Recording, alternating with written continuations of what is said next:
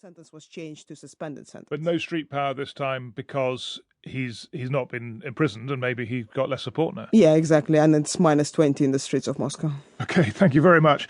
Well, John Loughlin is director of the Institute of Democracy and Cooperation in Paris. Now, the funds for that are provided by the Foundation for Historical Outlook in Moscow, which is in turn financed by private Russian companies. So we've asked him to discuss this. And also Leonid Ragozin, who's a Russian journalist based in Latvia. And I started with him and asked what he makes of this verdict. Well, I think that's what the Kremlin wanted, and I think that Alexei Navalny presents a very real threat to the Kremlin because we don't know how things will develop in Russia in terms of the economic crisis, in terms of the protest movements. Navalny has been able to rally dozens of thousands back during Bolotnaya protests in 2012. He managed to gain 27% support in the Moscow mayor election in 2013. So he's the most capable, the most outstanding opposition politician in Russia who can create a broad coalition that will rival the government. Although the polls would show there are opposition politicians with much higher rankings than him at the moment. Well, I'm not sure which opposition politicians you are referring to.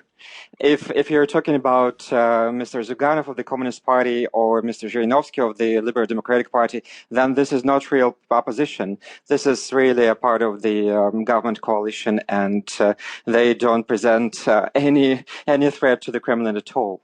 John Loughlin, I mean, what is your assessment of the independence of the judiciary in Russia?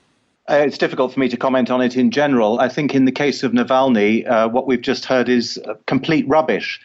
In 2013, Navalny faced another prosecution.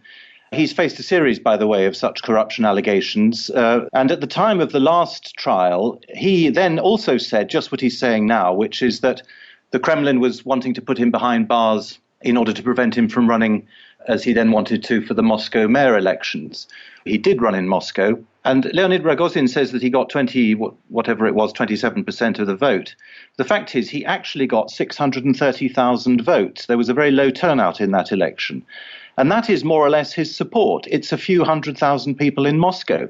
The idea that this sleazebag is a threat to the Kremlin is pure fantasy. And it's a fantasy which, unfortunately, is peddled by his supporters in the West.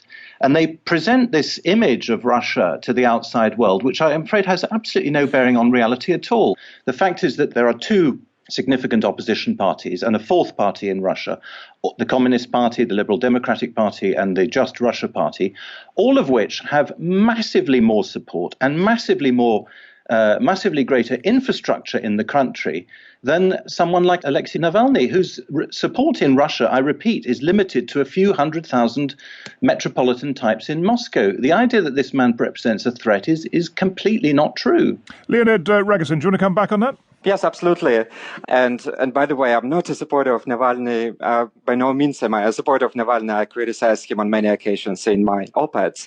But the way he's been prosecuted for the second time on the very same charges, and as we saw today, the verdict was plagiarized from the previous verdict, and the whole thing is really a trolling of a normal judiciary process. It's the trolling of the European Court of Justice that cancelled the previous verdict. Is the trolling of the Russian Supreme Court, after all, which also cancelled the verdict. So now he's being sentenced with exactly the same words. I mean, even the typos in the verdict are the same as in the previous one. So this whole thing is a sham trial. It's nothing to do with normal prosecution, and that is a great illustration of the fact that Mr. Navalny is being persecuted for the only reason that he presents a real, very real threat to the Kremlin. The Kremlin is really scared about him being able to set up a proper party and set up a proper presidential campaign in the election in 2018. Okay. Well, so you're clearly both going to disagree about his popularity and his political potential. But I do want to come back to this point, John Loughlin, which I keep trying to get you to give a little more detail on, because you're very familiar with Russian affairs. And we have here a case where the verdict, as we've heard, has been basically read out from a previous trial. That does suggest that the process of the judicial process is flawed.